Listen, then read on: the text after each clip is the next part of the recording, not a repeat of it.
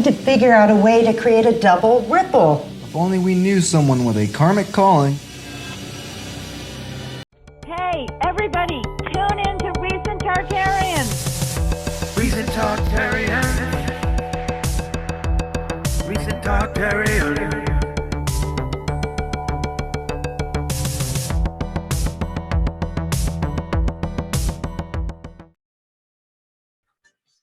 Well, all right. That's basically the most based thing ever. That's crazy. Okay. James Airey, everybody. James Airey. How you doing, man? I'm doing good, Andreas. You can call me Jimmy. I know my email address says James, but everyone calls me Jimmy. You can call me Jimbo. I'll probably Jimbo call you too. Jimbo off record, but I was thinking, for the Hollywood elite that want to call somebody James Airey's got it's got a good famous ring to it, which clearly you're going to be going places. This is an IMDb feature here. This is the greatest thing on so many levels. It hits so much. You've got Tartaria, mud flood, everything that we need to talk about in terms of time travel. I don't know. I want to know, where did you come up with and how did you get into this idea? Well, first and foremost, Andres, I must say I'm just stoked that you like it, because I feel like for a lot of the conspiracy people, it's a little too obvious, and for the non-conspiracy people, it's just too in the weeds. So I'm stoked that someone who I use your information to research this likes it. So I would say just being a film student and learning about propaganda and how there's been propaganda in film and radio since the beginning of time, and that's how it was created.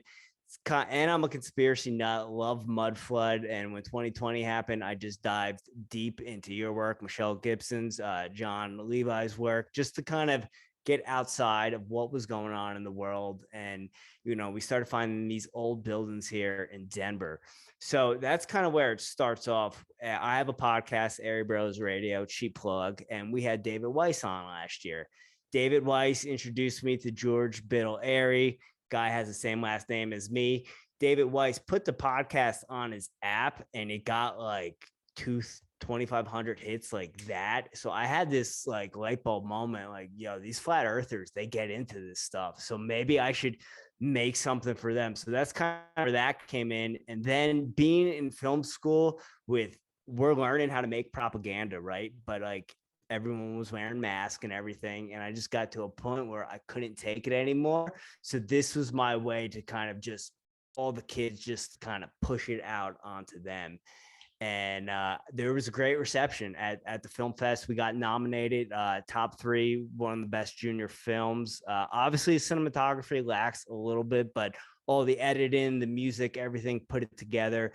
And they all said, I don't know what happened, but I liked it, so mission accomplished, I suppose. Yeah, it's amazing. I think this is something more people should try to be doing and hitting on these targets. And it seems like it's clearly suppressed. Otherwise, naturally, demographics arise. People exploit those demographics. Why are there not more Hollywood movies about these things, unless they're literally just trying to make sure that there aren't, which is really strange. But this show has so many of these ideas that are the things that people are talking about, that it seems like it's the first in its field. It's this dark horse. You could have such a great series off of it. And, like right now, Pentaveret, Mike Myers has the Pentaveret series, which is really interesting, that there's a weird synchronicity of energy around this idea of people watching esoteric comedy or, comedic sci-fi, which is this drama in disguise. I wonder, do you have kind of an idea where you want to lead it, and are you going to build a series out of this, or what's your plan? Yeah, I definitely have an idea. I definitely want to talk to you about some ideas, because we've talked on offline. You've gave me some ideas. I started writing a script because for the senior thesis, we had to have that stuff in, but I realized I wasn't going to get done what I wanted to get done in that time. So it's going to probably be something outside of school. Obviously, locations are everything for this, as you can see, and we have a lot of epic locations here. I would love to be able to get in front of that horse statue in the airport. I don't know how easy or hard that would be, but stuff like that. And obviously introducing other characters, some other dark art stuff. Like you said, it's in the mainstream right now for a reason. I feel like a lot of this stuff, and I teased 2011, because a lot of this stuff was coming up then, especially prior to 2012 and the end of the world and the Mayan calendar. And I feel like a lot of it has just come back around full circle. And I feel like I've been looking into this stuff for so long, it's kind of opening itself up to me. And to your point, no one's taking advantage of this, especially in film school. The same stuff gets written, right? There's either horror or some kind of rom-com. This stands out. This is stuff that no one really talks about. Whether it's true or not, it's super entertaining. It reminds me of like Kung Fury, it's got it's what people want to see, and it's just such a good virality to the product. So I don't know, that's on one level, but the other side is in terms of what you believe and what you think about the world.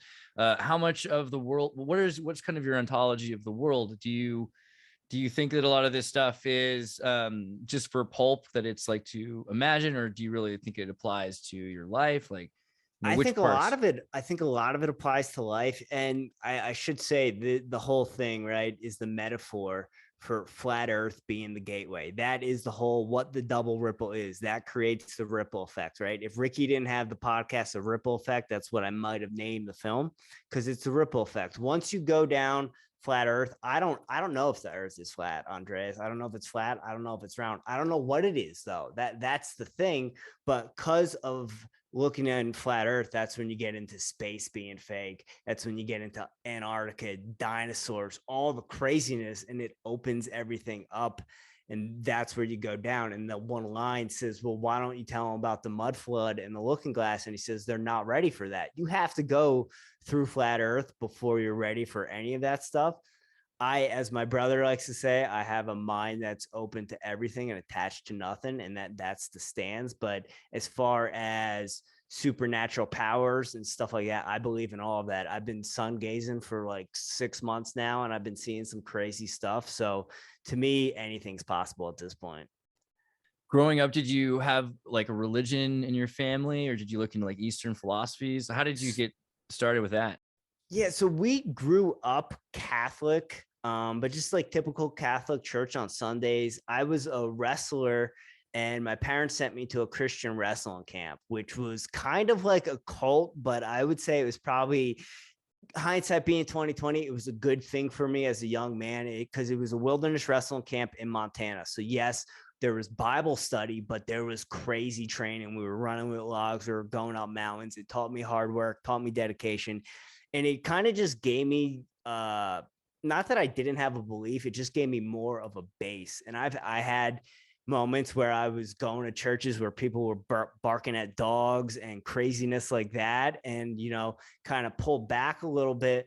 But then as I got older, I got into iboga, ayahuasca, some psychedelics, and that kind of brought it full circle back into being a spiritual person. I'm open to everything right now. I'm diving into Marty Leeds and the Church of Jesus, Gnostic Christianity, stuff like that. I love that stuff, because it's crazy. Once you dive into the Bible, you realize there's more conspiracies there, and those were the original conspiracies, and those were all the hidden messages were. So yeah, I get deep with all that stuff. I don't really say I'm any religion, but I definitely have a spiritual belief and a higher purpose.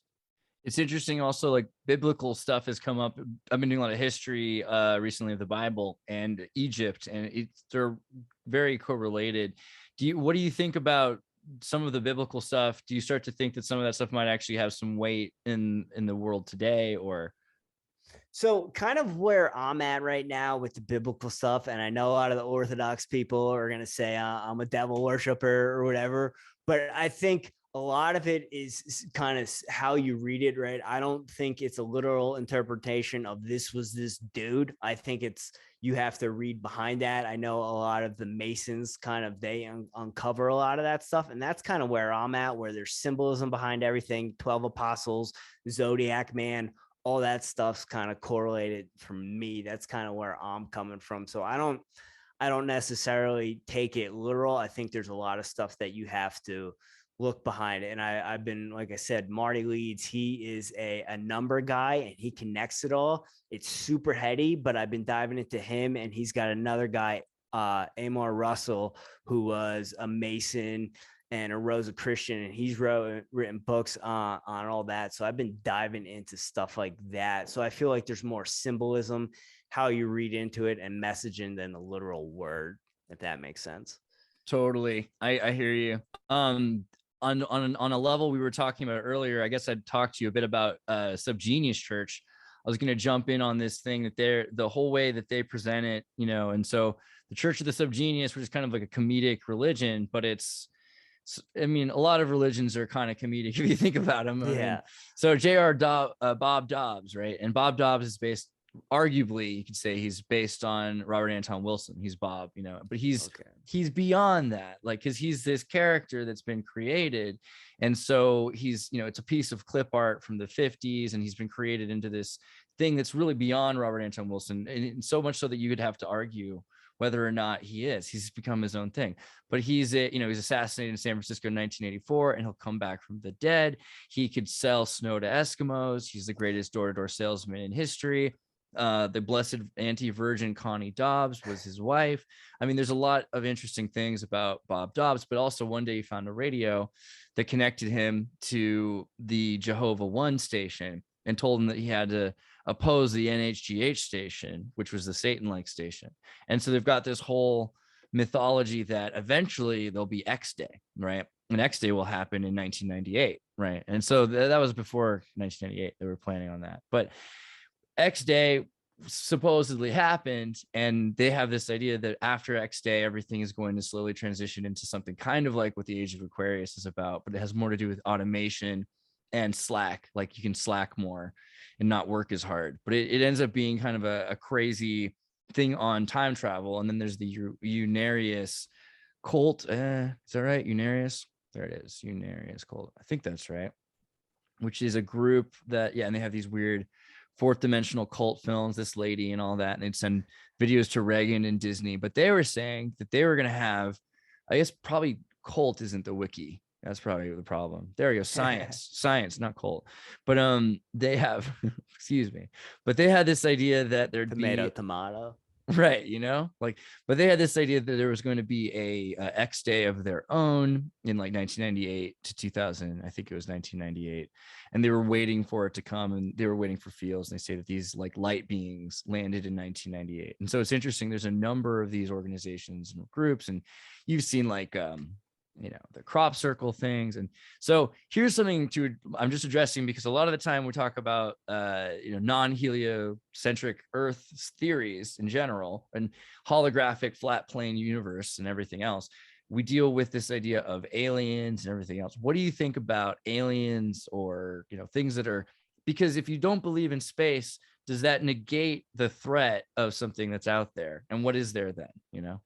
Yeah, so it's one of those things. At one point, I thought they were coming from outer space, and now it's a psyop, Operation Bluebeam. Who knows? You got the religious people say they're demons. I don't know if aliens showed up. My brother says if they show up now, it's going to be all the conspiracy people are going to be saying this is fake, and all the other people are going to be saying, you don't believe in aliens? Oh my God, what's wrong with you? So I think that's where it's going. I really don't have an opinion on that though, because it's the same thing as the Earth, right? I've never seen it, so I don't know.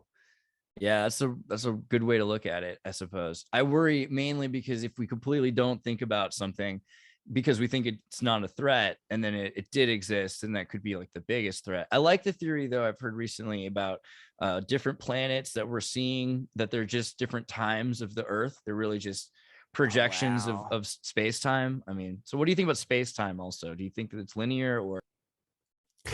See, that's a crazy thing. My mantra is everywhere is here, everywhere is now. That's kind of how I like to subscribe to the world, and that's how I get through some really rough times, is keeping that mindset.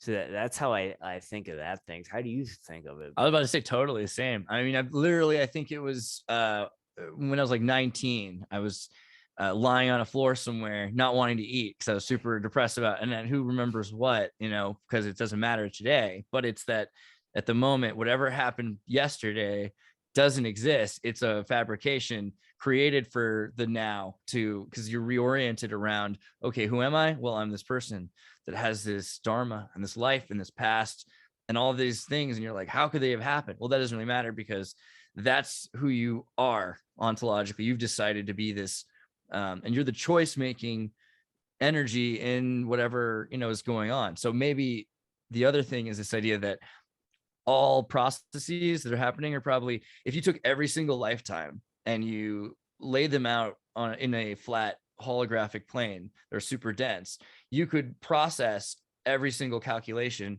in one lifetime. You could do billions and trillions, and all the lifetimes could happen at once, as long as they're happening at once, but they would still take as long as one lifetime to happen. So now is this relevant thing. It's not just this, idea that's before or after, here or there. It's really that in the now, every moment is simultaneously happening. I kind of feel like that. I had this experience once on an ayahuasca trip where I realized when you die, it doesn't shut off. Like, it never ends. You just go back to the hive. And I had this, it was like really powerful. I don't know if you would call it this godlike type hive, but it was clear that it never shuts off. It's always moving, and it's just a next level. In terms of reincarnation, do you think energy goes places? Do you believe in Absolutely. Yeah. That's kind of what gets me through my day and kind of has kept me alive at times, is being, I don't want to do this over again. I want to do the best I can on this life and make it happen. As far as past lives and stuff, I believe in that stuff. I've never tapped into any of that stuff, though. I know people know that they've been here, they've been there. I've never tapped into that stuff, but I don't know if you've ever had the experience where you've met someone and you feel like you've met them before, or have heard of sacred contracts where it's someone that is here to teach you a lesson and you kind of have this familiar deja vu type vibe. I've definitely had those experiences. Well, how would you describe those? Like, do you feel like it means that they're familiar, or that you've connected with in the past? I feel like connection in the past, or I know them from somewhere. Sometimes though, it's weird because it's like, do you just remind me of someone I've met at some point? And is that what I'm getting? So it's also, I don't know about you and how woo-woo you get, but I get pretty woo-woo, but sometimes it's always, you got to bring yourself back to logic. And it's like, am I projecting this, or am I really picking up on that? So that's kind of the battle I have. Yeah, I feel that. I mean, I look for the Occam's razor a lot of the time. I've been trying to do that more, because there's certain circumstances where Occam's razor works better. Can you explain that to me? So the simpler solution always is like the truth, not always, but it sometimes is. And a lot of the time it is. And usually because the simpler something is, the more likely it is to happen. So the potential for that to be the solution is why. So for instance, if you look at, Antiquitech and ancient Tartarian, technology, and you compare that with something like the pyramids, and people are like, well, the pyramids must have been built with levitating stones. Well, the levitating stones is a cool story, but at the same time, someone who can levitate stones might also use, a volcano to 3D print a perfect statue. And we've seen examples of other things that are more close to that. So the fact that they're using bricks at all or cut stones means maybe there's, what is the technology that we understand at the time? And there's the stories of buoyancy where they're floating stones in the canals. And that all opens up a lot of potential for looking at the canal in the flood and the issues with the Nile flooding, because every year it flooded in the Nile, and they use their calculations with that. So it gives us a chance to look into things more. And then you disprove Graham Hancock because he's talking about 20,000 years ago, but there's like simultaneous erosion now. So there's more to the story, and it all started with Occam's razor. But if I started it with, the pyramids were made by levitation exclusively, then I don't find out about the subtleties of what is the simpler solution. I don't know. I mean, and a lot of the time, because of that, we miss out on the more important things, because there's pictures in, the pyramids that show it wasn't a tomb at all. It was a power plant. It was very important. And so we do get into Antiquitech, but the only way to do it properly is to find the simplest solution along the way. I think that tends to be the case. But also, you just said something I was going to respond to about if you think someone's like someone else. Well, sometimes I haven't met someone yet and know that they're familiar. It's that vuja day, the feeling that none of this has happened before, but it's still real because, I've talked to, I knew this, my Latin teacher, right, growing up, and she was, Italian, and her family had gone to Italy from a part of Spain where my family had lived. I had found out years later, centuries before, like I think 2 centuries before their family had gone, maybe a century before they gone to Italy and a century before now. So like 3 or 4 centuries ago. So even the Spanish Inquisition and everything. So I thought to myself, this very close friend of mine who I've known for years since I was young and as was my teacher, but how often do you keep close relationships with your teachers and go to their houses and, hang out with them years later? It's like this person, maybe we're connected from some other reason like genetics or from proximity in Spain or something like that. So it could be that there are not just, but then, yeah, it makes you wonder, is it just that I have a disposition then for people that look like they're from the place that I was from or something? I mean, Yeah, no, I think about the same stuff all the time. And it's weird for me because I pick up on energies. I can read a room like really, really well. And sometimes I get the most outrageous reads and I'll keep them to myself and then they actually become true. And I'm like, what? Like, how was that? And my producer on Double Ripple, he always says, Jimmy knows things happen even when he doesn't know they happen. Cause I don't know, man. I feel like people wear stuff on their skin. And if you're in tune to certain things, you can pick them up. like an example, what would you think?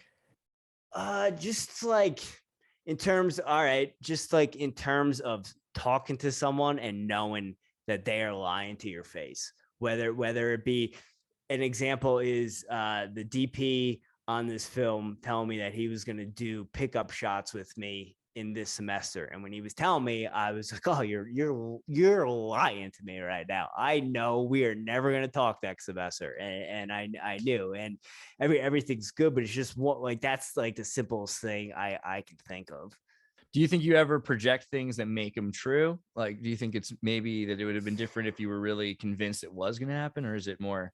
I see that's the other thing with the biology of belief and the power of belief is, I don't know. I don't know if I'll project that stuff or not. And a lot of times with females, like I'll straight up ask them like, yo, am I picking up on something or am I like straight projecting this? That's just something that I try to deal with. But I feel like the more I can trust myself and just like, even if it's the craziest thought, if I trust in that, it usually comes true. Dude, and also the multiverse. So talking about different dimensionality of yourself, or do you believe that there are different yous in the multiverse? Like, it looks like in your film you've got this idea. What is that? How you? Absolutely, yeah. What was that dude's name? Michel Kaku back in the early 2000 teens. He was all talking about string theory and all that. And I'm kind of like subscribed to, if you think about it, it's happened somewhere, and maybe that's just me trying to cope with things that I haven't achieved or girls that have rejected me at some point. But that's kind of where I'm at on those things. I think if you believe it, you can kind of create that universe. So, but is it the same? So like, the ship of Theseus is this idea that you take apart a ship and you replace all the parts with new parts. And then all the parts that you've removed one by one, they're sitting somewhere while you've rebuilt, you just replace each one so that it's made up of completely new parts, but it's still the ship of Theseus, right? Yeah. Is it still the ship of Theseus? But then you've got all those old parts and you just put them back together and you make a new ship. Is that ship the ship of Theseus? So you ever see Multiplicity with yeah, right. Yeah, it's Multiplicity, dude. They degrade as you go. So that's another thing. Do they degrade or are they different? Are they different? Like, so if a father knocks over a kid's Lego structure in the night and he rushes to put it back together exactly the same way with the same blocks in the same pattern, even exactly where they were. Maybe he has a camera and he saw what they looked like before in their colored blocks. So they're exactly the same and it looks the same. And then the next day the kid comes down and plays with his tower. Is it still his tower? I mean, because he's playing with it and it's exactly it's the same. Dad's tower because he rebuilt it. Right. But then again, if the kid takes it apart and puts it back together, is it no longer his dad's tower? I mean, there's there's a thing about narrative flow here too, like ontologically. Absolutely. So we have to wonder, I guess, about the multiverse. How much of these are us and who are we and how much choice do you have, I would like to think that I have a lot of choice, but I don't know about you. I've definitely had days where I feel like I'm on the hamster wheel and I have no choice at all. So that's a good point. I wonder. Do you think you have like pivotal moments or pivotal shifts that you're able to take over or something? Yeah. Have you ever had days where things just feel easier and it's just like, why isn't every day this easy? And why am I not this productive on every day? And some days it's maybe I had the perfect, ratio of cold brew and vape, and I'm just on one right now. But that's kind of where I'm at. So like, I don't feel like I'm pissing in the wind that much anymore because my daily practice is pretty strong these days. But I still feel like I'm winging it sometimes for sure. And if like, I don't know about you, but some days you just wake up and you're not in a good vibe. And then it's just like fighting for that consciousness to get back. I feel like that's always the thing, is like fighting for the awareness to take control again. What are some of the factors? So do you believe in like astrology? Do you think it's like radio? I mean, we've got the line in the movie. So I was born in March, so I'm a Pisces. I don't like to religiously follow my horoscope at all, but it's true a lot. And I can usually tell when, like, if I'm going to get along with someone based on their sign. And that goes back to what you were just saying about building all those layers in your head and what's real and what you're doing. I don't like hear that there's going to be a full moon and be like, oh my gosh, my day is going to be horrible. But I'll definitely kind of, I read that and I'm picking up on that. So maybe I'll adhere to that or be a little bit easy on myself and recognize that. But I don't base my day around it. I'll often like look back at the end of the day and be like, oh, that's what happened. Because I wouldn't have looked at it in the morning. But at the end of the day, I'm like, oh, okay. Yeah. It's always a retrospective thing that makes sense. Okay. What about in terms of your movie, when you're making this film, you're dealing with a lot of people that don't necessarily believe in this stuff. It almost sounds like the lady she's saying monarch mind control. She doesn't really understand what the words mean necessarily. So I mean, that's great. And I wonder though, like, how do you wrestle with this vision? I guess that's one of the beautiful thing about films is they have to trust a director. But how did you wrestle this vision with these people? So I didn't take into account, and you just said it, how much I had to explain. Ben Darby, who plays Emmett, and Mac, they did their research well, but they still didn't understand it at times. And the good thing with Ben Darby is he's method. So he would ask me, what am I feeling here? What is my mindset? And I could tell him, and I know he didn't have the context, but he could kind of grasp what I was saying. Now, Lorraine, on the other hand, she got the role a day before the first shoot in the basement. So I don't know if you can tell, here's a little inside baseball, but she's reading her lines the whole time in that basement. And there's like cuts that I couldn't use because she was looking down. So that's where I didn't necessarily have the idea to do all the overlays with the boards and kind of the symbolism, but because of the lack of some of the shots that I had, that's what I kind of leaned on. It works, dude. Movie magic.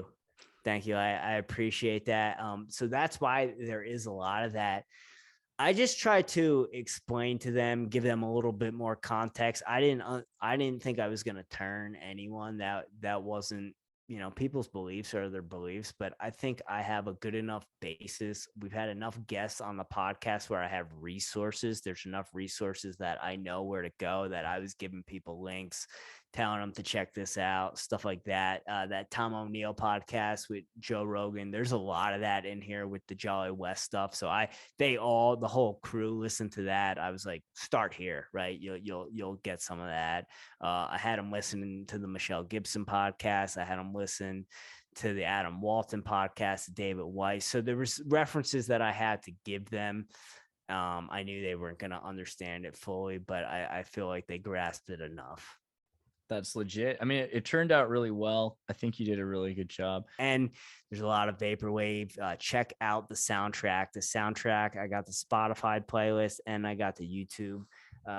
Andreas, I hope you don't mind me listing off some of the please do here. But we got, this is the best music. It's crazy. Yeah, no, and I wanted to talk to you about Mudwave a little bit because you kind of got your own thing going on there.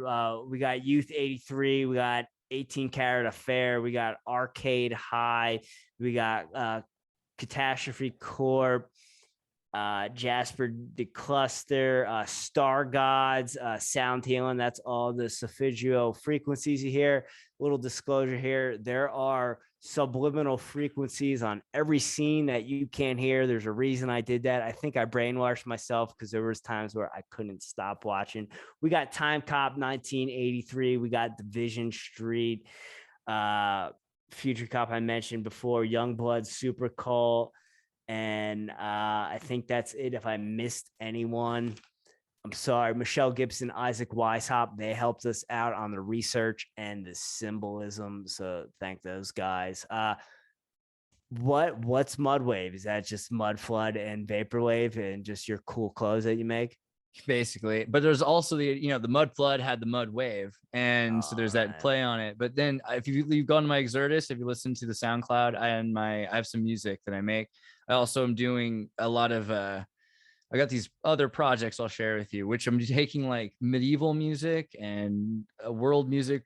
You can get the ancient compositions, the song of Sikalous, which is like the oldest Greek song, the Hellenistic song, and I've made a lot of digital music out of it that's more modern and stuff. So it's like Mozart unplugged with Babylonian cuneiform tablets. So that's awesome. That's awesome. So I know you had me on the interview me. We would love to have you on Airey Bros, but I gotta ask you I want to do a whole Disney thing with you because I think you're a Disney guy. I know you did the Epcot episode. That was what my brother brought to me to introduce me to you because I grew up going to Disney World like 2 to 3 times a year, and that's how I see everything. Yeah, so I'd like it's to Catholicism and Disney. Those are the two metaphors that really the archetypes of Jung. I have the Ducktales series, which is all about the Egyptian mysticism in Ducktales, and I think he's right there. But he and also recently was getting into the Ducktales comic books more because they have one with he finds a star fort that's just off of U.S. shore, and he turns it into his own sovereign state, and then he starts to bankrupt Duckburg and then they start to put tariffs on him, and there's a lot going on with DuckTales and the Drakes and the Drake family and everything that's connected with. But at one point, I was talking to the DuckTales new people that were making DuckTales, Frank and Gomez, and I think they started putting some of my stuff into the show, but then the show ended because they were like, "That's it, it's the finale." In the last episode, Scrooge McDuck smashes the table before the battle with everything and says, "Blasted tartar sauce." And that was the end of DuckTales. So you gotta be careful when you influence the machine. Tartaria killed it. They're like, dude, they know now. They know what it's about. They saw the 3 caballeros. We're done. But yeah. But yeah, no, I mean, I don't know if there's the one on amusement parks I have, and that's about Disneyland and how Walt Disney is actually stored in Missouri, and you got into all the Atlantis stuff, and there's so much with Epcot, and Epcot's vaporwave in and of itself, all the throwback, and that's my jam that kind of got me into all this stuff. And growing up going to Disney, they disclose all that stuff. We used to go on the underground tour, and if you walk down Main Street, they say, "Hey, those are the CIA agents that helped us get this land." And oh yeah, by the way, we're gonna go downstairs in this underground tunnel. Like they've always disclosed that stuff. Yeah, but they're happy about it. They're like, and these are the nice guys. Look at the smile. He's a good. I like your work though, because I feel like a lot of the conspiracy and symbolism people, they just go after the movies, right? But there's so much in the parks that is just left on the table because I don't think anyone has really been or experienced it. So that's why I really appreciate what you did with the Atlantis and the Epcot stuff. I kind of feel like they're trying to shut it down on purpose. Like Disney is not making money off of running Disney World, and they have other places that are better maybe, but at the end of the day, they're having people coming in and out all the time is only so useful until it's not. And it almost feels like this is all part of the plan. They're like, "Oh, congratulations. Disney lost their their special status is, so now they're not going to be able to provide all of these things, and the state is going to have to get tax money to pay for all of these social services." So I mean, it's kind of interesting that Disney's allowing this to happen. I mean, how great would it be though if Disney was its own city? That's kind of the dream that Disney had. Of course, they had to die right after telling people he was going to build a city though, so it's kind of like a month after he announces it, he's dead. Did you hear about the one they're building in Coachella? Are they building a Disney park in Coachella? No, tell me. No, so they're building like an Epcot type deal, and I found out Tim Dillon did a 20-minute bit on his podcast, so I'm sure you can find it on YouTube. Wow. But they're building like a city where it's gonna be like a Disney city, pretty much outside Coachella, because I guess like Disney, I don't know. Oh, if you got yeah, a no, place out there or something. I did hear that they're going to build like a community, but not like Disneyland. It was going to be, and they have already in Florida, right? They have some towns. Celebration. Yeah, Celebration. Yeah. But this is going to be for like employees of Disney. However, we got to wonder what's going to be left of it after the Amber Heard trial, because the Disney community is really, I mean, who are they? And, you know, that it's a specific group right now. Well, so the thing you'll notice about Disney fans, though, is you can talk to them about all this crazy stuff, the monarch mind control. They're so into it, dude. It doesn't. My mom and her sister still go. They're vacation club members, and we talk about all the monarch stuff. Send them all, yeah, whatever. And it's funny because people are paying top dollar to go get experimented on. Like they're paying $20 grand to go on vacation, and they're just, yeah, put this band on. We're gonna track you. The technology, when I went to Epcot and they have the thumb scanning thing, it's to get in, but and the food and the chemicals and everything Disney has always been telling you though, it's a magic entertainment. So you have to be interested in trying this new binaural entrainment. Like people talk about binaural entrainment. Disney's literally, you go to what's that ride? No, not even a ride, where you're the presidential thing. And they have the ear Hall Presidents. In the Hall of Presidents, they have the scissor trimming. At least one time they did, where you hear the scissors cutting your hair while you're getting your hair cut to take a photo with the guy who took a photo of Abraham Lincoln. But it feels like you're getting your hair cut because you can hear it, and you're like, this is crazy. What are they doing? How about you said binaural? How about all the binaural beats and frequencies as you walk around in the park, all the smells and everything? Like that is a trip in and of itself. Obviously, you're not high, but they're inducing it through the sounds and smell in the atmosphere. And the projections on that water. So they'll put these geysers up out of the weird chemical water that sprays them. So you are kind of, it makes you wonder though. I mean, in general, Disney World also is built on top of like swamplands. Yeah. So it is this crazy. What do you think about that idea of reclaiming this idea of the reclaiming movement? All these groups that are trying to reclaim. Is that a lost cause at that point? Like, what are you going to do with that land? Are you going to knock down Magic Kingdom and let the swamp build that? Like, I don't know when it comes to all the environmental stuff. Like, yeah, we're not doing a good job at all. I just don't know what the answer is, because I feel like it's one of those things is like, yeah, you're plugging the hole here, but it's the water's coming out over there. Right. I don't know what the answer is to any of that stuff. It's kind of impressive, and they have the nature park, so they really have done a lot more to preserve nature probably than anybody else. But there's also this thing where that Disney World's notorious for having like no mosquitoes. You know about that whole thing? No, I've never really, but now that you say, yeah, it's definitely not like Fargo, South Dakota when it comes to mosquitoes. Let me see if I can find this article really quickly, just on a tangent. That's interesting. Why there is no mosquitoes at Disney World. And there's this guy who is working there, General Joe Potter. And he was an MIT graduate and expert, major general, and he helped create Disney World. He started by trying to figure out how to get rid of the mosquitoes and filling certain swamp areas, and then basically creating flowing water. So that's why you'll never see any non-moving water at Disney World. All the water is constantly moving, which doesn't allow for mosquitoes to settle. And it goes like for miles outside in every direction. It's like a pretty genius solution, really. So, I mean, Disney World's done a lot to reclaim nature, but that's kind of the weird thing. You've got this group that, like Golden Gate Park built on sand dunes. So much of the world, Central Park also built on swamplands as well originally. So you have all these areas that are reclaimed. It's just like kind of the earth has got a problem, and then we build this square thing that's perfect, and man's fixed it.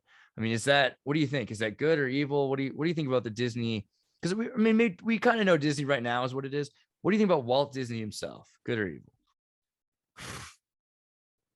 Yeah, I think there was a character that we were presented for sure. I mean, if you looked back in some of the orders that he was in and the gentlemen's clubs that he was in, I want to say Rosa Christians, but I don't think it was. But yeah, I don't. But also with all that stuff in the mystery schools, I don't know where I stand if that stuff's good or evil, but I think when it comes to, if you just look at his ties to Warner Von Braun, yeah, he's evil, right? And if you look how they try to curate space and make space, and I'm gonna go in the weeds, but if you look at Kubrick's Space Odyssey, then you look at Epcot, that was definitely a manufactured by the same people. Yeah, I don't know. I would like to think that he isn't, but just based on some of the research, I don't know if he was the most kosher human being. Do you think technology in general is evil? Like, are we leading by, is technology a bad thing that we need to return to nature to get away from, or can it be good? I think it can be, but if you look at all the great philosophers, they tell you it's not, right? I'd like to be living in a cabin in the woods. My brother always talks about homestead, and I'd be down to do that, but also we wouldn't be having this conversation. Wouldn't be making the film. We wouldn't have the podcast. So I definitely think there's a good to it. Do I see the Terminator side of things? Absolutely. I don't know what the balance is there though.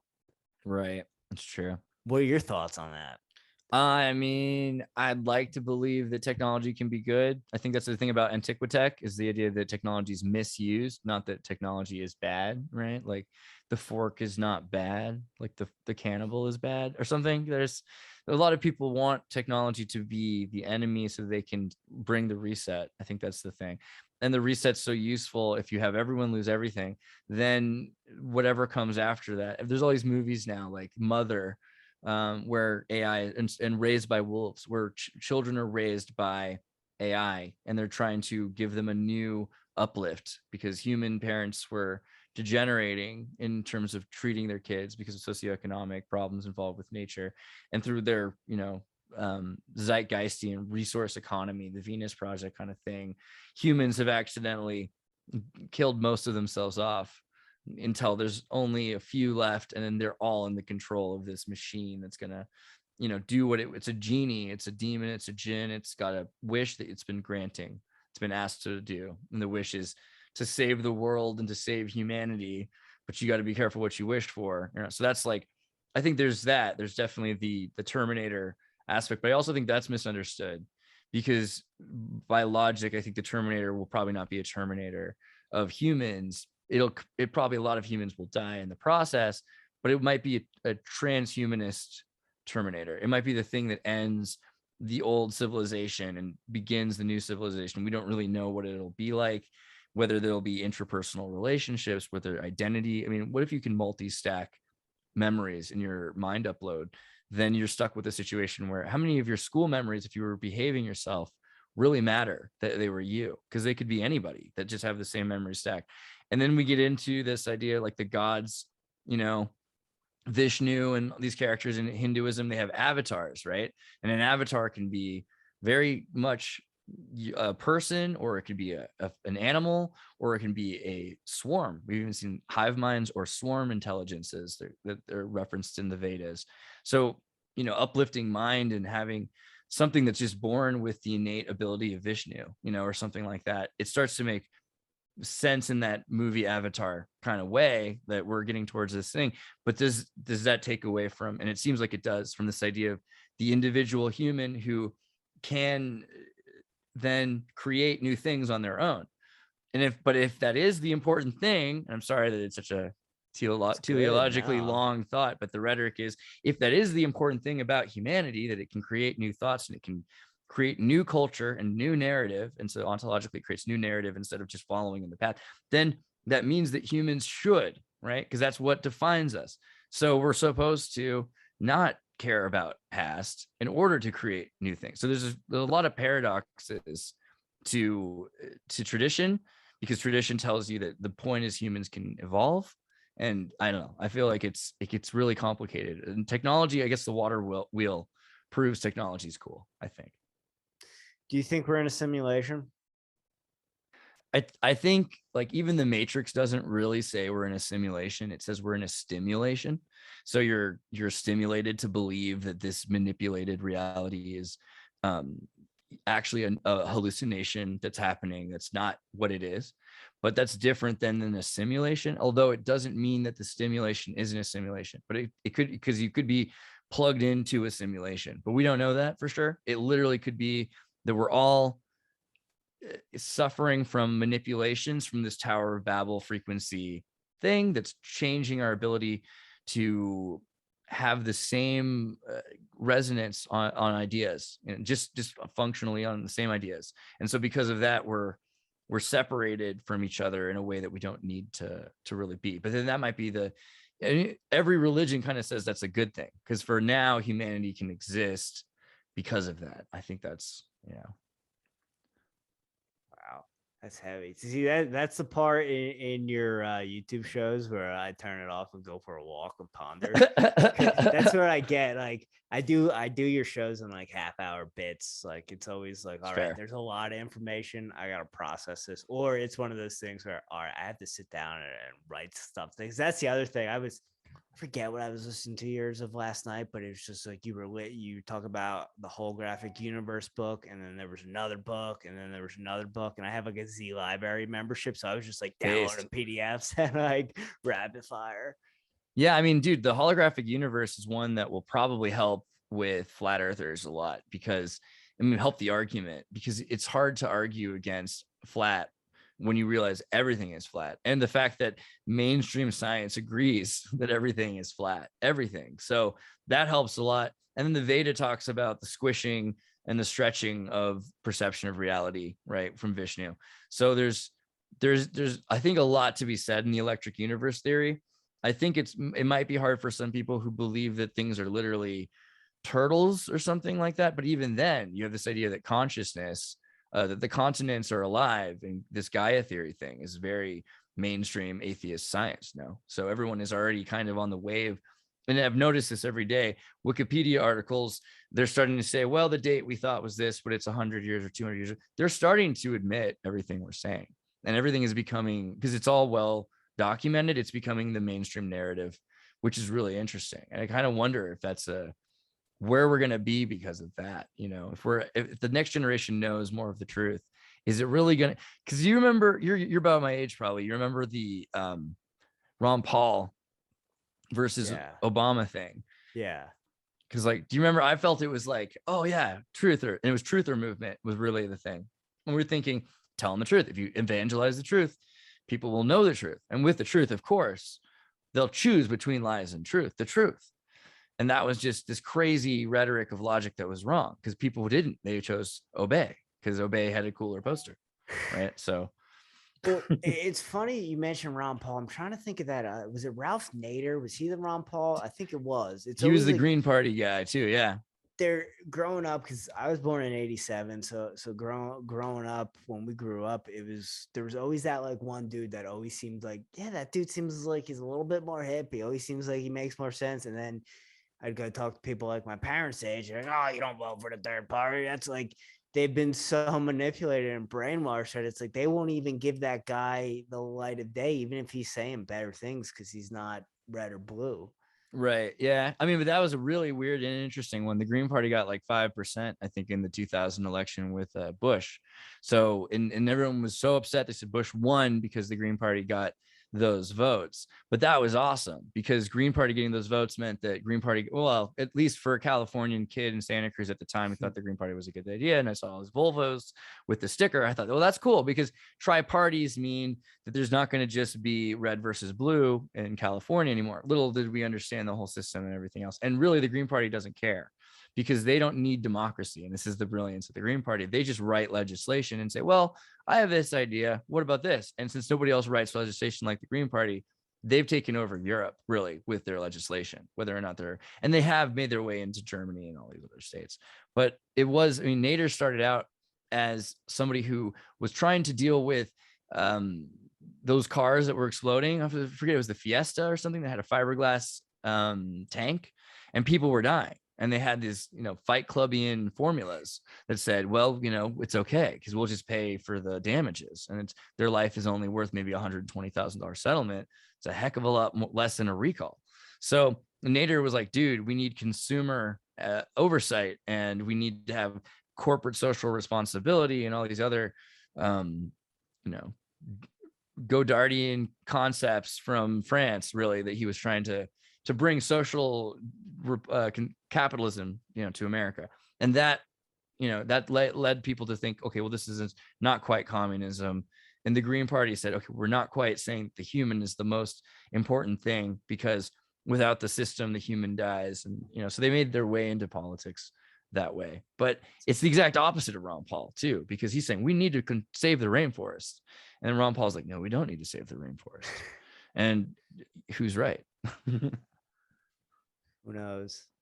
I mean, I think we should probably not let something die off, but yeah, I mean, that's the thing also, is like, in terms of, we all want to save the world, who's right? Like, are we supposed to interfere less or interfere more? What do you think about that? I think we interfere being alive, right? But it's one of those things, you can't kill off the whole population, even though they might try. It's everything, like, nothing is black and white. I think that is kind of the theme of these conversations, is there's gray everywhere. And I think if we can do better as far as, hey, I use too many paper towels, right? My brother says, hey, man, you use too many paper towels, or hey, you use too much water when you do. I think if we could be conscious of that, see a piece of garbage, pick it up, obviously not be a OCD and just go around picking up everything, because you could waste your day doing that. But I think if we all do a little bit, is that going to change everything? It might not, but it might make it a little bit better. And if you're paying attention to just those little things, as far as using paper, stuff like that, the lights, you're just going to be more conscious. So I think if you're living more consciously, you're just going to have a better experience in general. So I guess this is the weirdest question. I'm going to try to phrase it right, because this is the Green Party question. This is the California question at you. Is a total annihilation, 100% destruction of the human race better or worse than a 99% destruction of the human race, where there's 1% left?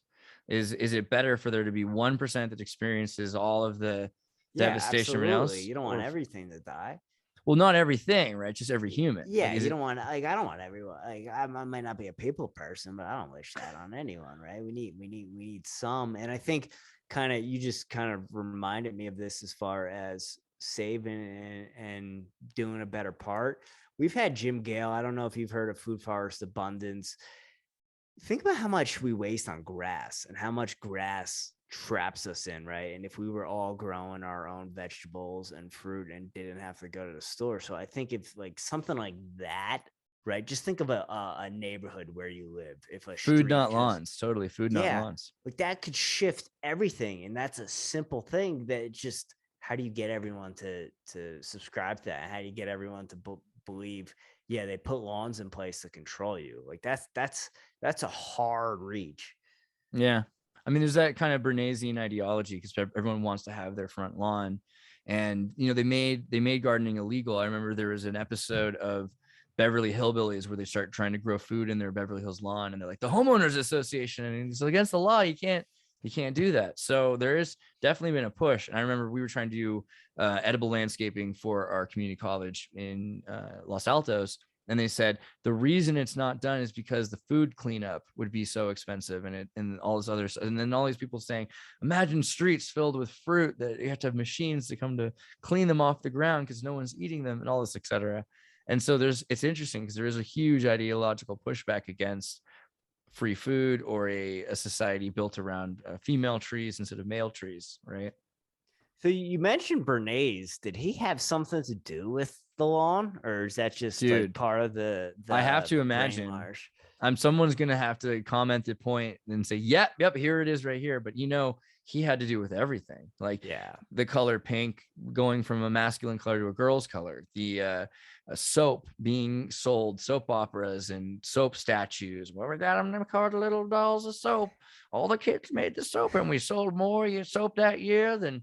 It's like we sold in a decade, and that whole thing. Every little thing he did was designed to change the French midnight snack as the breakfast, the American breakfast. Napoleon, or I forget if it was, I think it's King Louis. I think King Louis's midnight snack, because he was this crazy guy. He was like, I want hot fudge on cold. No, he said, I want something hot and cold at the same time in my mouth, or I shall kill you.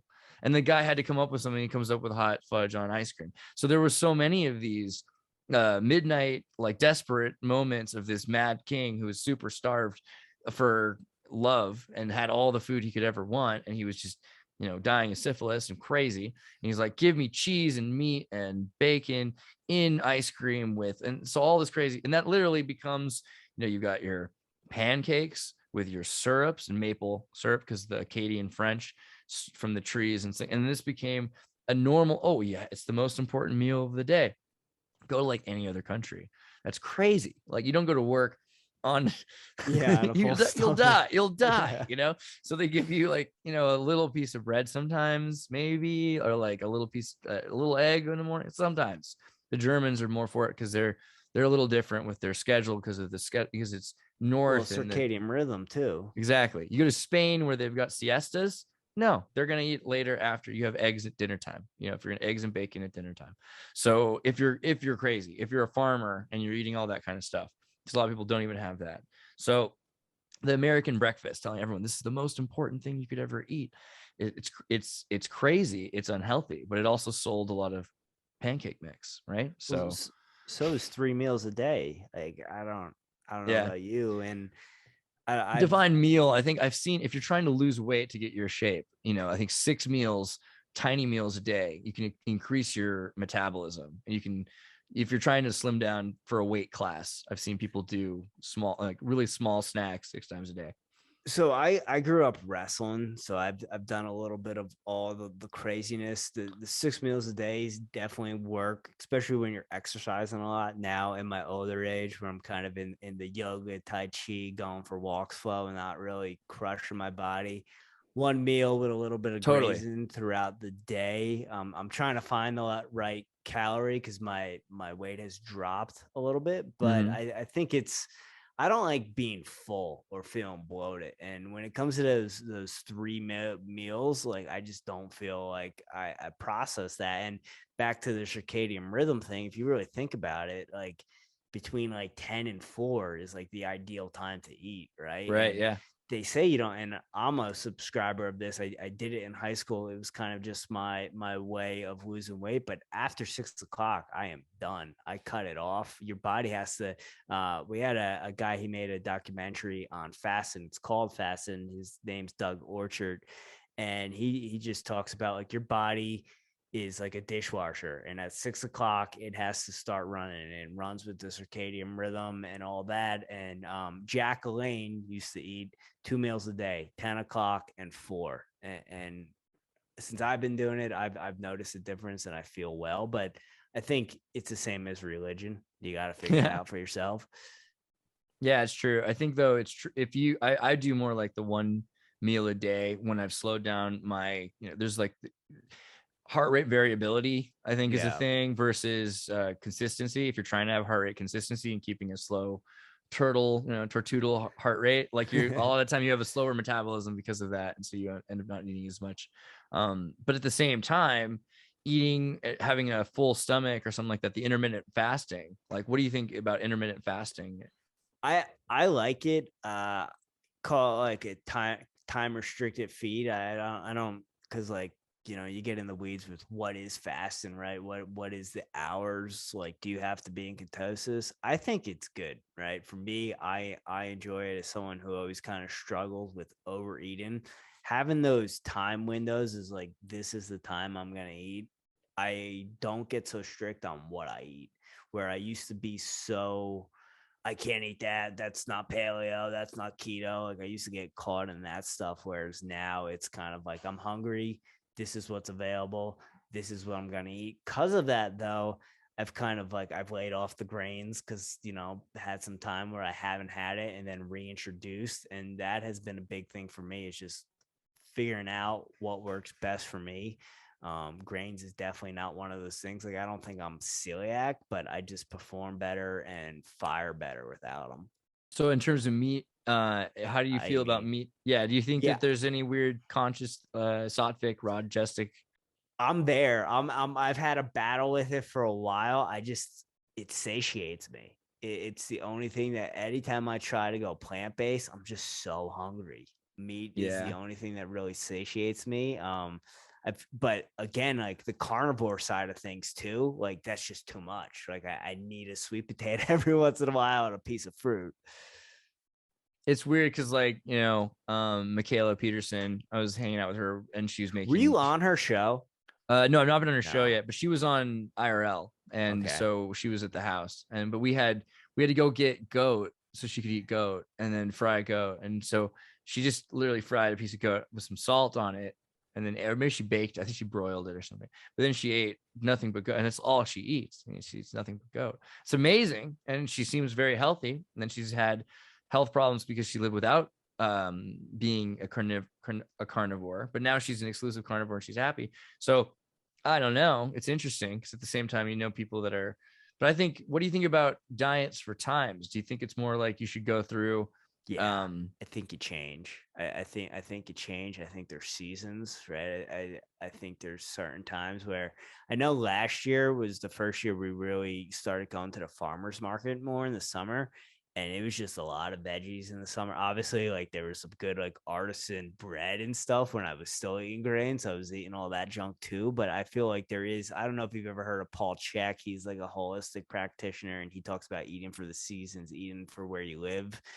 I think there's definitely something to that. I know certain honeys for certain allergies and stuff during certain times work depending on where you live. So I definitely think all that is like a holistic thing too. And I also think it depends on, right, are you an Eskimo, or were you got Irish blood? Like, are you more a potato guy, or are you more just a fish guy? I think that depends on something too. In terms of our human and natural technology, right? In terms of nature technology, like, so you've got all these things like honey and all this stuff that's kind of, how natural do you think the world is, or how beyond, because you asked about it being a simulation, but what do you think about just it being a fabrication? Do you mean like people having like powers and being able to like control reality and stuff like that? No, more. I mean, more like on a literal level. Like, I mean, you've seen the birds aren't real people and everything, but on a more like real level, how much of nature is manufactured? I mean, I think the entire idea to Christianity or got to religion is that something's been made and it's not, not just by itself. What do you think? I don't know how many like Austin Powers mountains are in the Swiss that have holes in them, right? That have been hollowed out. But I'd like to think that a lot of this is like organically made by nature or like a higher purpose. But if you told me that someone built these mountains, or I know there's that guy that thinks like all the mountains were buildings at one time and they all burnt down, like, or they all melted. Red Brick, I think his name is. Like, I don't know. I think some of that's out there. I think some of it you can clearly see there's windows, but I think some of it, like some of the mountains here, are far stretch. What are your thoughts? I mean, I'm just always curious about nature in general, because how does nature itself, it seems like it's a technology, like the way it produces things that we have, even admittedly by mainstream science, that Oklo is a natural nuclear reactor in a volcano. So we're told, okay, these things can happen in nature. It makes me wonder more about what nature is, even if nature is a process that's happening, quote, naturally. What does that mean? And how much of this is like, how much of nature is a machine, like by like organisms and everything? You look at the unfolding of amino acids, right? Like, how mechanical is everything? So I sun gaze morning and night. I walk barefoot and I lean and hug on trees, and you can definitely feel the energy from all that stuff, like pulsating. Sometimes when you're looking at the sun barefoot, like you can feel it, the energy coming through you. And I know to people listening who aren't into that stuff, just think I'm crazy. Try it. I'm telling you, you lean up against the tree, you can feel that stuff. At least I know in Chinese cultures and stuff, and Asian cultures, and Tai Chi and what have you, they meditate on trees. They harness that energy. They say certain trees heal you for certain things. So yeah, there's definitely some kind of technology to it. What it is, who knows? Do you think DNA is technology? Like, absolutely. I mean, I think the thing that got me into all this, right? I'm a 10th planet purple belt. So Eddie Bravo brought me to the table, and, Nibiru, right? That was what brought me to the table. Anunnaki. So I'll get down on that all day. What about hominids, Bigfoot? I mean, that's a bigger thing in Colorado, right? I mean, Pentaveret just had a Sasquatch on their show. What do you think about that? Multiple hominids are living in our time. Yeah, I believe it for sure. I've never been for or against. We talked to Jeff Meldrum. He's like a Bigfoot guy. He's been on Joe Rogan before. He's dedicated his life to it. I think it's possible for sure. Are they shifting through reality? Or how do they stay away from us? I don't know. I don't know. But if we found something, the other thing is like, so when I go and I look at the sun in the morning, it's right by a lake, right? And there's the water ducks. I don't know what they are. They're black, but they're ducks, but they're always under the water, right? And every once in a while, they'll just pop up. You'll see their head, and they'll pop back down. And I'm like, oh, well, if this was 400 years ago, I would have thought that was like the Loch Ness monster, right? So there's stuff like that too. Obviously, we know more things that exist, but what I'm saying is, I think there could be, especially in the Pacific Northwest, there could be things that we've just never seen or that are intelligent enough to avoid us. Right. It seems like that. I mean, there's enough space for that to be the case. But the idea, I guess, of we're told often, I don't know, I guess the narrative with Sasquatch, and maybe I'm wrong, it's just this idea of it's related to us and hasn't died out yet. So we have all these ideas of hominids. Do you think, is that something, do you think that there are more recent diversions, more recent kinds of humans or change? Like, are we the only thing? The only thing is knowing humans and how we are, I feel like we would have killed them by this point, right? Unless they're that smart and they can, avoid us and what have you. I don't know if they've been around that long. Who knows? Also, kind of going back to what you were saying, do you think this is something that so many people could put into the zeitgeist, could put in the collective unconscious, that they created or envision something that's not there? Yeah, I mean, it seems like there has to be. I mean, the funny thing is, we're told when we find anything, oh, this must have been a long, long time ago. That's always the answer to make it more comfortable. So if something is alive even in the last 100 years before being killed, or still alive in certain, we have all these protected state parks that no one's allowed to go to, right? So there's a lot of places where there could be diversion. And we know also that Neanderthal and Floriensis and Denisovan, where they stop existing is where humans start to incorporate, or what we call humans as that idea, is in the Homo sapiens starts to incorporate them into their groups. So it's not even that they were killed off, it's they're assimilated. So it could be that we have assimilated Bigfoot, which is also funny because then someone's mommy is Bigfoot. And that's that's funny. Your mom's Bigfoot, bro. It might be the thing. I mean, but in a legitimate, objective way. I don't know. Yeah. Do you have anything you want to share to let people know where they can find more of your content? And I mean, obviously they can go to the Airey Radio podcast, and I'll put a link to that, and I'll show you a picture of it, guys. Hold on. Yeah, so check out Airey Bros Radio on all podcasts and platforms. Check out Airey Bros on Instagram. Check us out on YouTube. We got two docs there, or we got two films there. We got Double Ripple, which is the film that I've been talking to Andreas about. And we also have, when he popped it up before, we have LSD, which is a documentary on my brother, who is an ultra marathoner and telling of his story of taking LSD and running the Boston Marathon. So that was the film we made last year. And yeah, check us out on all that stuff. Andreas, thanks for having me on, brother. I really appreciate this. And if you guys have any questions on the film, I'd be happy to ask there. I know there's a lot going on there, but this film was made for the people watching this channel. So if you guys enjoy this stuff, make sure you share it with your conspiracy, mud flood, flat earth friends. That's how it's going to get out there. We're going to submit it to film festivals, but I'm banking on the conspiracy community kind of help me on this one, and let's just get it out there and blast it out there. It was made for you guys, and there's a lot of vaporwave. Check out the soundtrack. I got the Spotify playlist, and I got the YouTube. I want to do something on your show soon. We should definitely Please. set something up. Yeah, let's book that. And I know my brother wants to get down on some Tataria with you. He's the one who brought me to the Mud Flood and introduced me to your content. So we would love to have you on. And also, I kind of want to pick your brain or send me an email some of the ideas you have for the J.R. Dobbs character, Double Dude. Ripple 2. You want the role, it's yours. I'm for it.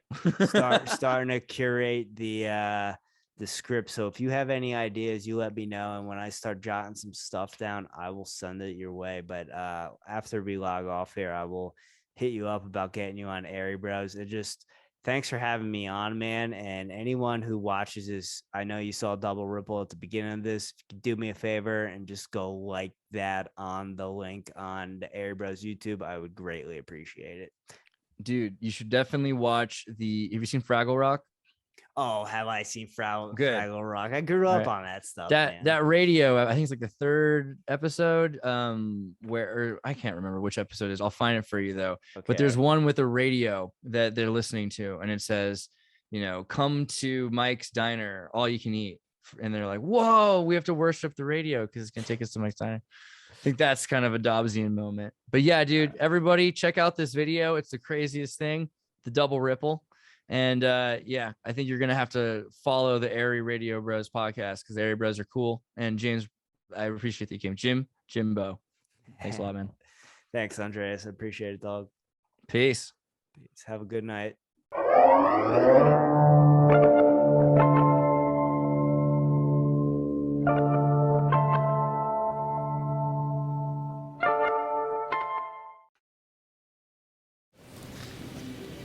We are a species with amnesia. We're children who've forgotten our own parents. If the institutions that we are living by now have created the problem, then there's a simple understanding. You cannot build a sustainable future on those institutions. We need to figure out a way to create a double ripple. If only we knew someone with a karmic calling. Imagine if your grandfather discovered that the Earth was flat?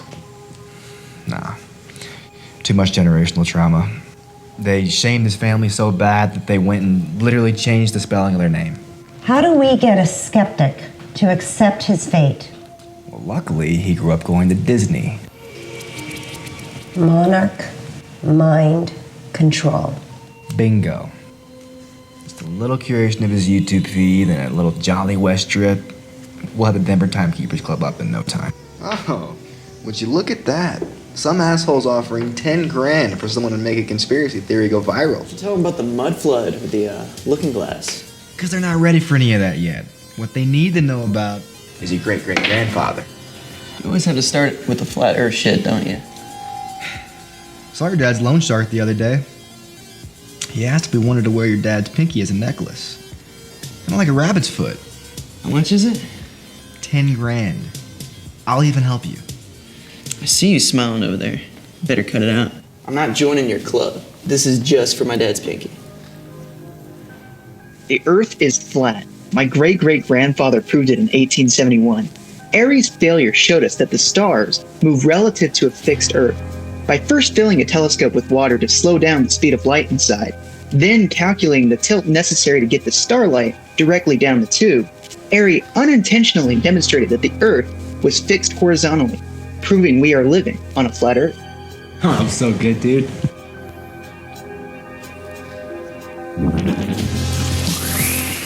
Oh, yes! Yes, we did it, Matt! Well, what did I just do?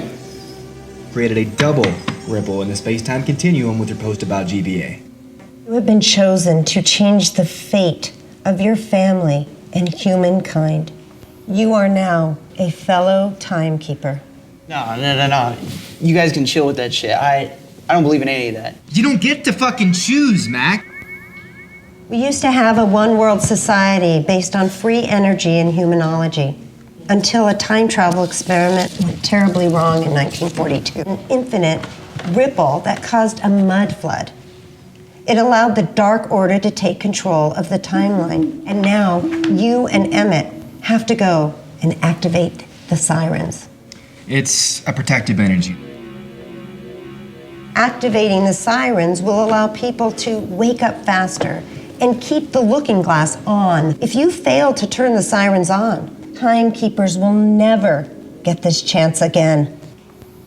A double ripple is a once in a lifetime. So you're saying we get to wear the jackets? Dibs on Blue Ranger. Members only jackets. What is this? I love the 80s? Only work if there's 3 of them. Last time there were 3 was in the 80s. Whatever. Baby blue is gonna make my eyes pop. Take that baby blue and I'm gonna break your hands. I'm the chosen one. I'm not wearing pink. You don't get to choose, Kimberly. Oh, Pink Ranger, dude. Nice. 3 crystals, 3 temples. So, how does that crystal stuff work? Vibration energy. That's some Tesla shit. That's some power of belief shit.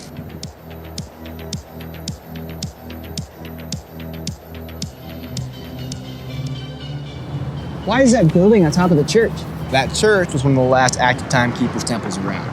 After the mud flood, the Dark Order began to rebuild and they started taking over mystery schools. That building was one of the only ones they couldn't get. And no one knows when it was built because it was erected from the ground overnight. Oh, fuck. Stop, they won't fight us. They're 5G bots. They'll just distort our perception and shrink our balls. 5G? What's that? Don't call it that. It's too political and divisive to talk about. Just don't look them in the eyes, okay? Yep. Shrink our balls? Come on.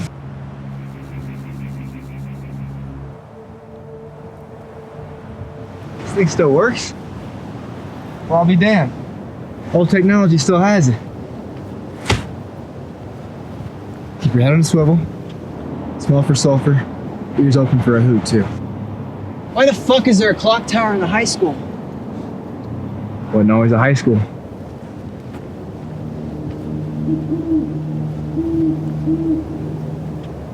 Y'all hungry? Why'd you have a raw steak in your pack, dog? Let's understand. Now what? We have to activate it. How are we gonna do that?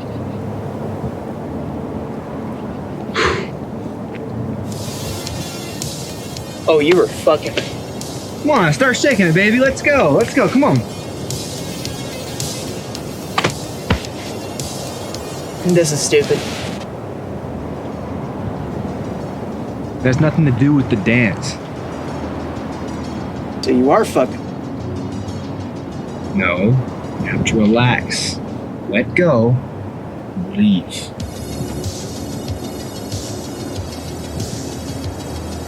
Now let's go. We're running again? Where's your fucking DeLorean? You need a starport to time travel. You can't travel in metal. It will melt you along with time itself. Remember Philadelphia? Come on.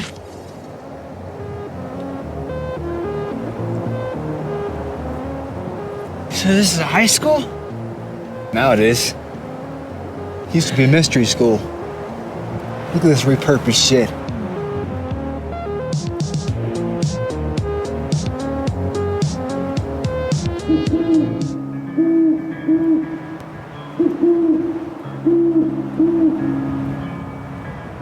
What are you doing? Gentlemen, the Joe Rogan Experience I'm podcast finishing my is brought to you coffee. by the Fleshlight. If you go to joerogan.net and click on the link that says Fleshlight, enter in the code Dave Rogan, you get. This has to be a fucking simulation.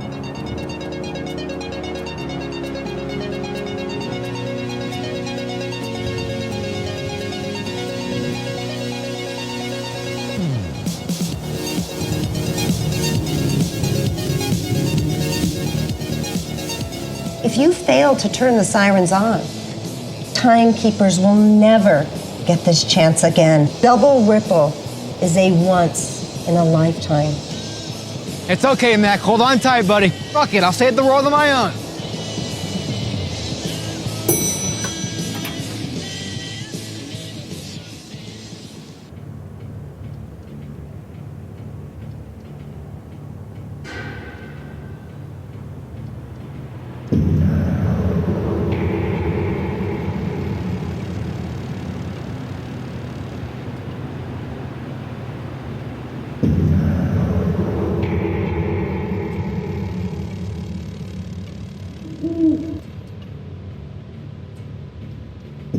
How did you find this information? It's in my DNA. The E is silent.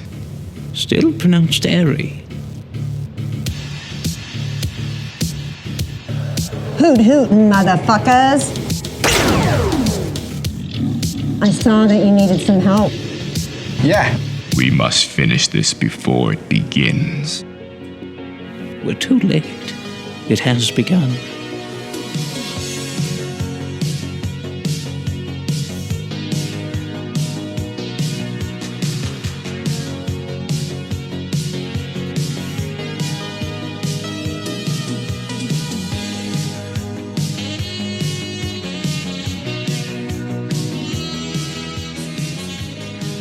Damn it, thanks so much. I think you were right about changing my path. Now that I have that 10 grand, I feel like a new man. Hate to admit it, but I believe.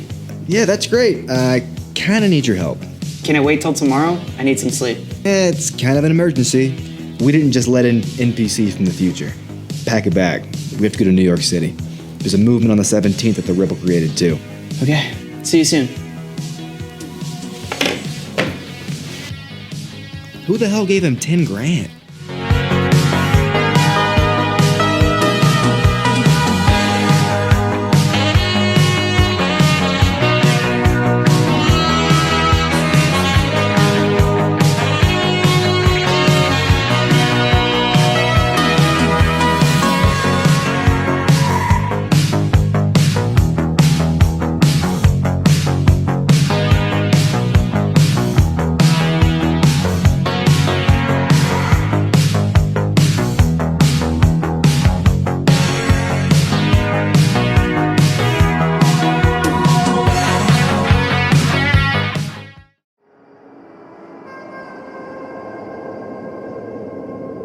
Hey, everybody, tune in to Recent Tartarians. Recent Tartarian.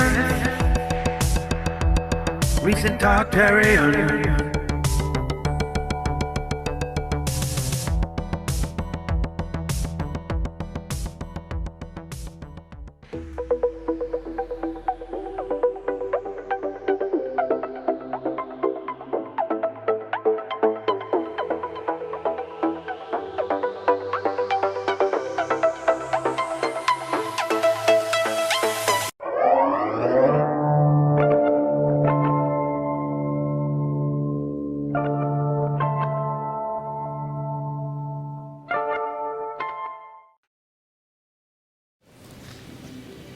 We're a species with amnesia.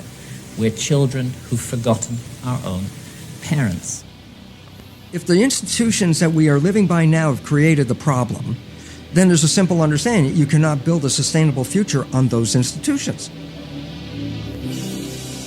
We need to figure out a way to create a double ripple. If only we knew someone with a karmic calling. Imagine if your grandfather discovered that the Earth was flat? Nah. Too much generational trauma. They shamed his family so bad that they went and literally changed the spelling of their name. How do we get a skeptic to accept his fate? Well, luckily, he grew up going to Disney. Monarch, mind, control. Bingo. Just a little curation of his YouTube feed and a little Jolly West trip. We'll have the Denver Timekeepers Club up in no time. Oh, would you look at that? Some asshole's offering 10 grand for someone to make a conspiracy theory go viral. Tell them about the mud flood with the looking glass. Because they're not ready for any of that yet. What they need to know about is your great-great-grandfather. You always have to start with the flat earth shit, don't you? Saw your dad's loan shark the other day. He asked if we wanted to wear your dad's pinky as a necklace. Kind of like a rabbit's foot. How much is it? 10 grand. I'll even help you. I see you smiling over there. Better cut it out. I'm not joining your club. This is just for my dad's pinky. The Earth is flat. My great-great-grandfather proved it in 1871. Airey's failure showed us that the stars move relative to a fixed Earth. By first filling a telescope with water to slow down the speed of light inside, then calculating the tilt necessary to get the starlight directly down the tube, Airey unintentionally demonstrated that the Earth was fixed horizontally, proving we are living on a flat Earth. Oh, I'm so good, dude.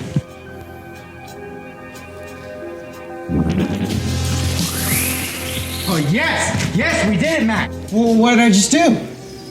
Created a double ripple in the space-time continuum with your post about GBA.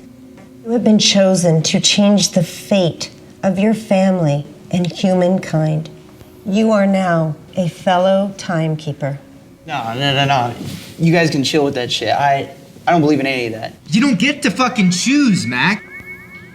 We used to have a one-world society based on free energy and humanology until a time travel experiment went terribly wrong in 1942. An infinite ripple that caused a mud flood.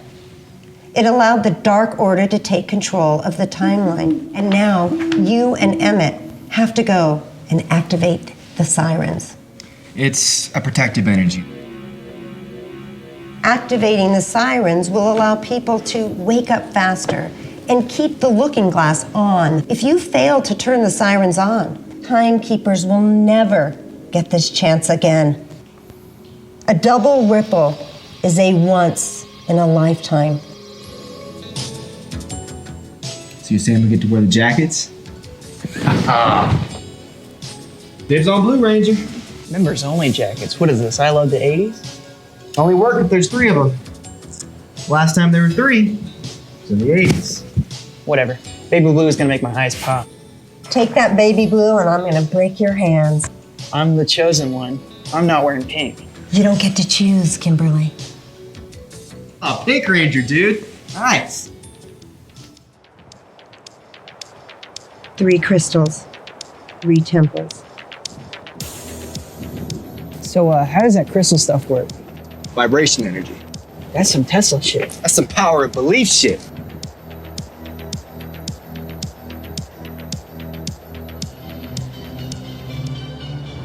Why is that building on top of the church?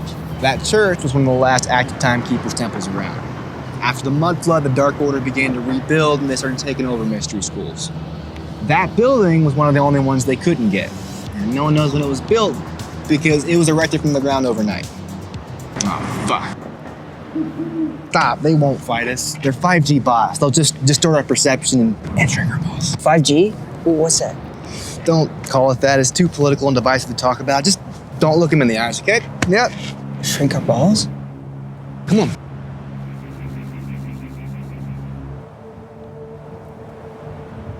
This thing still works? Well, I'll be damned. Old technology still has it. Keep your head on a swivel. Smell for sulfur. Ears open for a hoot, too. Why the fuck is there a clock tower in the high school? Wasn't always a high school.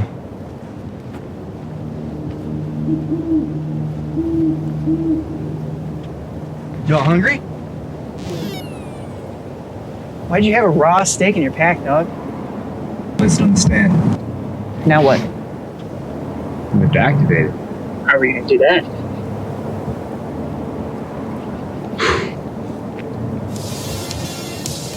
Oh, you were fucking. Come on, start shaking it, baby. Let's go. Let's go. Come on. This is stupid. It has nothing to do with the dance. So you are fucking. No, you have to relax. Let go. And leave.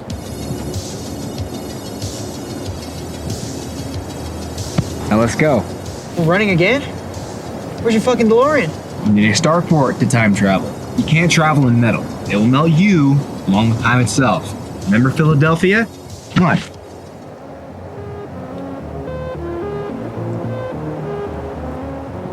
So this is a high school? Now it is. Used to be a mystery school. Look at this repurposed shit.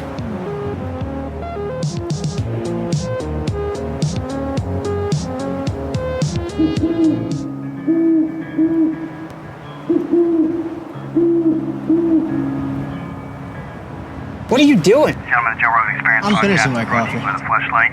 If you go to Join my joerogan.net coffee. and click on the link that says flashlight, enter in the code name Rogan. You get This has to be a fucking simulation.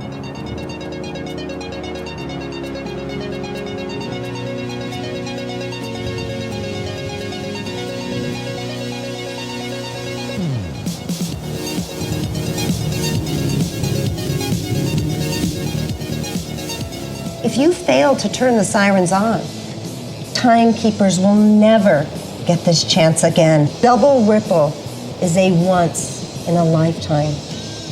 It's okay, Mac. Hold on tight, buddy. Fuck it, I'll save the world on my own.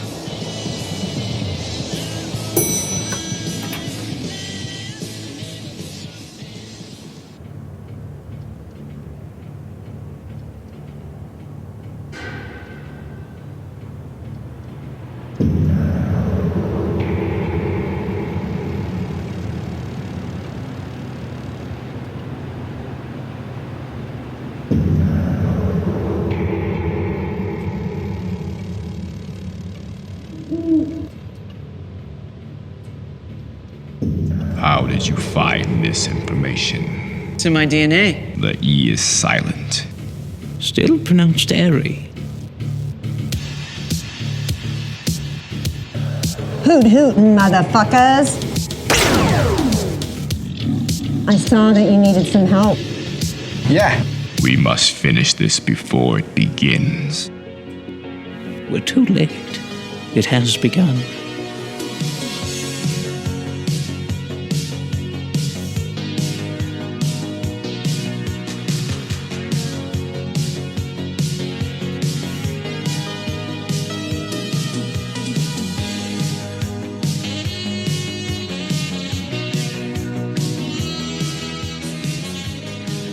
Damn it, thanks so much. I think you were right about changing my path. Now that I have that 10 grand, I feel like a new man. Hate to admit it, but I believe. Yeah, that's great. I kind of need your help. Can I wait till tomorrow? I need some sleep. It's kind of an emergency. We didn't just let in NPCs from the future. Pack a bag. We have to go to New York City. There's a movement on the 17th that the Ripple created too. Okay, see you soon. Who the hell gave him 10 grand?